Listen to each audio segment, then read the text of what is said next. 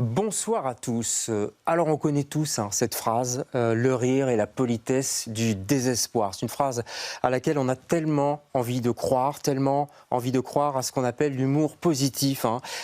Sauf qu'à un moment donné, comme celui qu'on traverse aujourd'hui, la coupe devient sérieusement pleine, on peut même dire qu'elle déborde. Alors qu'est-ce qu'on fait dans ces cas-là ? Soit on s'assied au bord du trottoir et on pleure, ou alors soit, comme mon invité, on tient bon et on essaye d'enchanter un peu le monde qui va si mal. Richard Ruben est l'invité de LCR ce soir.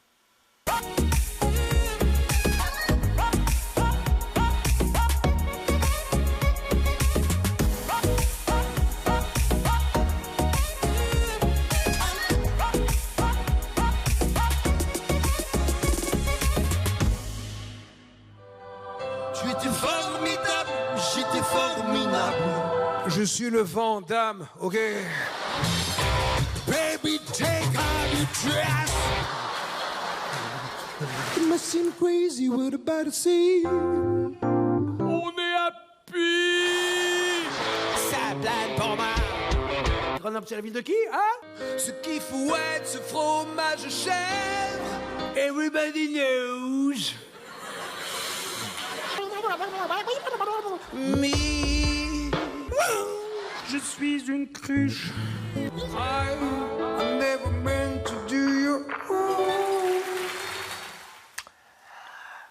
Voilà, enchanté sur la scène du Cali Club. Ce sera début novembre. On redonnera l'adresse en fin d'émission.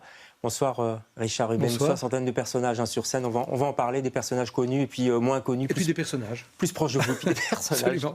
Tout simplement. Tout d'abord, j'avais une question quand même en ce moment. Comment ça va tout d'abord ? Écoutez, moi qui suis fou d'infos, je n'ai pas un esprit comme ça d'aller vers la catastrophe, mais je regarde beaucoup les infos parce que je suis très préoccupé. Ouais, il y a de quoi.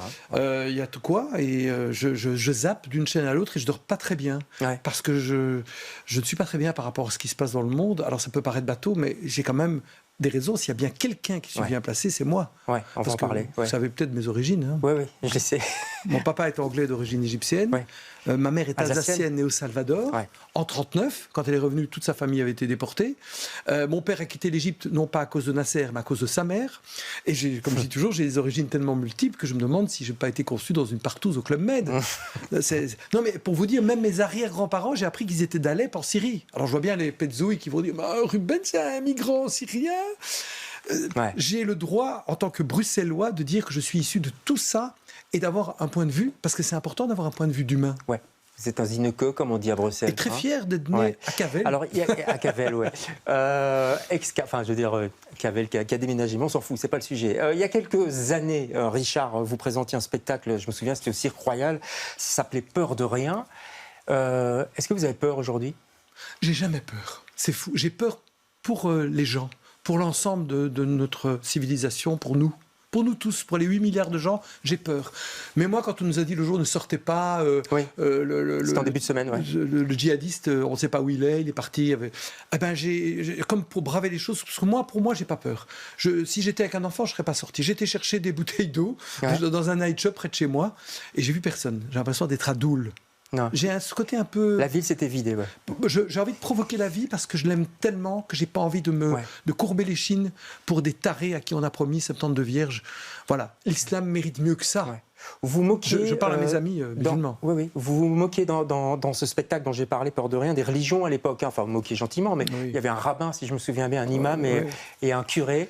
C'est la religion qui fout tout en l'air, pour le dire vulgairement ? Beaucoup, oui. Et puis l'excuse de la religion. On ne va pas revenir là-dessus, mais le Hamas est un groupe terroriste qui a eux-mêmes quasi décapité tous les membres du Fatah à l'époque où ils ont pris le pouvoir avant les élections en 2006. On n'oublie pas. Et derrière, il y a l'Iran. Alors je ne vais pas faire un cours de géopolitique à 2 balles. Mais ce qui s'est passé là, je tiens à le dire, là c'est mon petit côté sérieux, ce qui s'est passé là, c'est de l'ordre du 11 septembre mélangé au musée juif de Belgique et à Zaventem. C'est des centaines et des milliers de morts. On a décapité des enfants devant leurs parents. Et il y a une atmosphère mortifère. Ils ne peuvent pas aimer la vie. Quand on n'aime pas la vie pour soi-même, on ne peut pas l'aimer pour les autres. Et c'est un prétexte, évidemment. je rêve d'une paix au Proche-Orient. Et je pense... Parce que, est-ce que vous défendez la réponse aussi, la hauteur de la réponse, la violence de la réponse? Il y a un hôpital qui a... vous le savez, mais alors on ne sait pas encore si cet hôpital... On ne sait pas encore. On verra, il y aura une enquête, on ne sait même pas si on saura un jour... Mais je suis choqué parce qu'au même moment, au Karabakh, on a vidé carrément le Karabakh du Haut-Karabakh de tous ces Arméniens.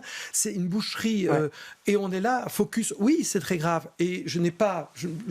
Je soutiens les Israéliens. Je vais vous dire une chose. Vous prenez position clairement pour Israël sur les réseaux sociaux. Non, j'ai dit je suis pour les... Je pense au peuple israélien. D'accord, mais il y a quand même le drapeau israélien, etc.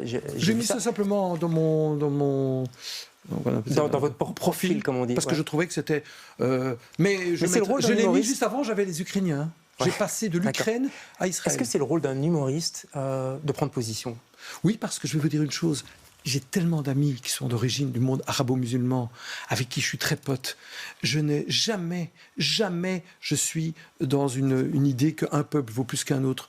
Je pense vraiment qu'avec ce qui se passe en ce moment, mon rêve, je pense que même dans les situations les pires, c'est qu'on a une solution à 2 États.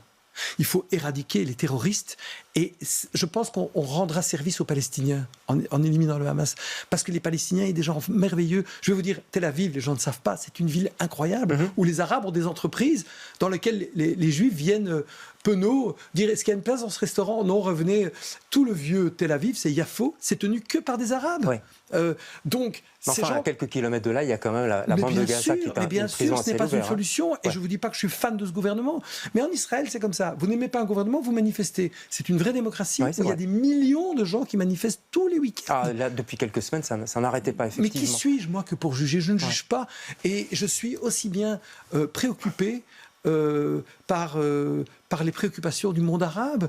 Mais n'oubliez jamais que c'est un pays grand comme 2 départements français, qui est entouré de 2 milliards de gens, 40 km dont beaucoup les haïssent.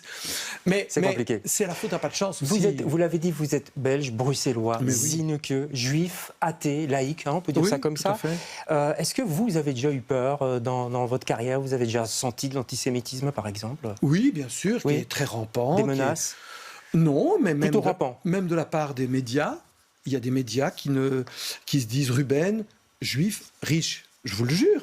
Et moi, je m'en fous, je ne suis pas un porte-drapeau, je suis un produit de l'assimilation.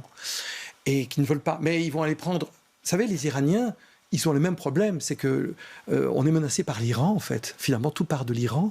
Et quand on voit ces femmes, comme elles sont maltraitées, moi, je trouve le peuple iranien un peuple extraordinaire. Vous voyez que je n'ai pas des indignations à géométrie variable. Non, je suis avec les Iraniens. Pas dit ça, Non, mais je suis avec les Iraniens qui méritent mieux, qui est un peuple progressiste, qui veulent la paix. Qui ne sont pas des Arabes, qui sont des Perses. Voilà, qui sont des Perses. Et moi, je suis vraiment... Oui, il y a un antisémitisme. Mais je ne me plains jamais. Vous savez, moi, je fais mon chemin, j'avance. Et j'ai toujours... je multiplie les spectacles, les expériences. Je suis un homme toujours positif, enthousiaste. Et avec mes amis, on refait le monde. Mais dans mes spectacles, tout est en filigrane. Mais on est toujours à la frontière. C'est ça que je dis. Vous travaillez avec Sam Touzani, qui coécrit vos spectacles, qui les met en scène. Il a eu aussi plusieurs soucis il y a quelques années par rapport à son propre spectacle. Il parlait d'ouverture. Enfin, vous voyez, c'est tendu un petit peu quand même, partout. Mais moi, je veux dire, les meilleurs amis des Juifs, c'est les Arabes, encore aujourd'hui.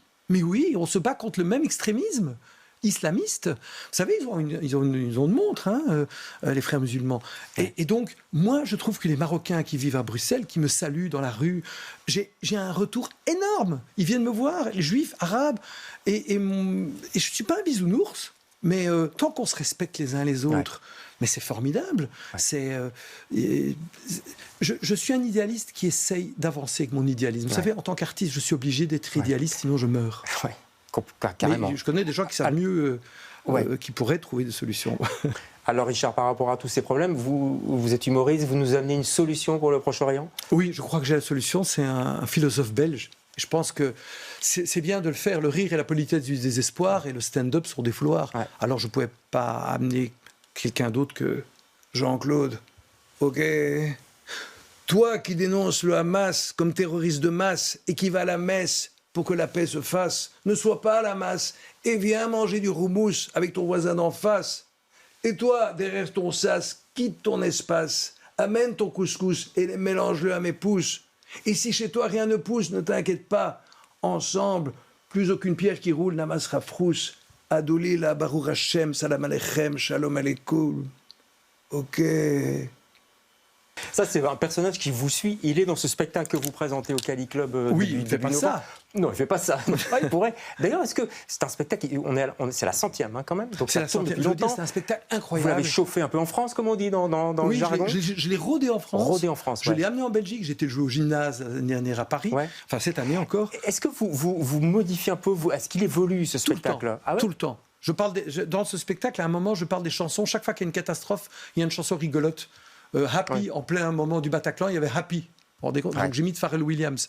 J'explique l'origine des imitations. Ça vient des bruits. Parce que moi, je parle tellement de langues que j'ai toujours entendu des sons, des accents, ce qui me permet d'imiter Eros Ramazzotti, etc.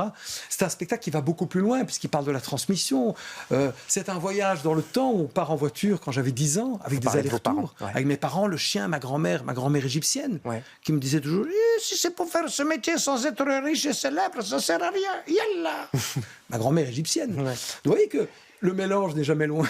Vous êtes toujours surpris par, j'allais dire, vos propres personnages. Vous voyez ce que je veux dire? Chaque soir, vous vous surprenez encore? Oui, écoutez, j'étais à Gève il n'y a pas très longtemps, dans un domaine hallucinant, près de Namur, où j'ai joué devant un public assez entreprise, des gens... C'était ouvert à tout le monde, et j'ai été étonné comme ils m'ont découvert. Et après, ils sont venus dire... Mais on ne savait pas. Ça fait quand même 35 ans que je fais ce métier. Et j'ai l'impression qu'on vous met dans une catégorie. C'est pour ça qu'aujourd'hui, les masques tombent un peu.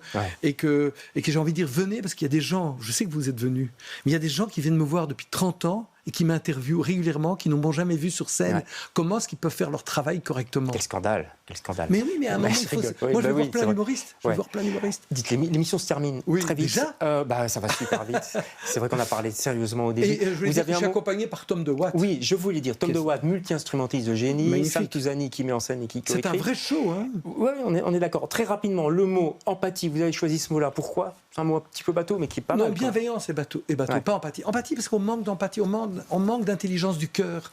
Aujourd'hui, même quand on laisse quelqu'un traverser la rue, on a l'impression qu'il est dans un couloir, qu'il est téléporté avec ses écouteurs, il ne vous regarde plus. Un peu d'empathie, un peu de bonjour pour créer le lien. On voit quelqu'un de malade, on parle, on pose des questions à quelqu'un, on n'écoute même pas la réponse pour savoir s'il va bien. Tu vas bien?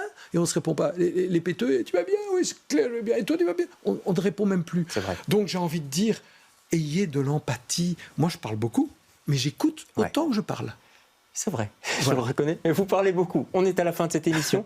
On ira vous écouter, chanter, parler, parce qu'il y a des sketchs, etc. Voilà, je voulais relancer le Cali Club, c'est un petit... C'est au Cali Club, c'est à Drogenbos, limite Huc le Drogenbos. 2, 3, 4 novembre. Là où après le Cirque Royal, je voulais revenir à un petit lieu. Ouais, tout est sur l'affiche, c'est là où il y a le tram qui passe, je crois. Merci. C'est tout près de la sortie du ring. Merci Richard. Merci beaucoup. On se retrouve demain avec d'autres invités. Bonsoir. Merci.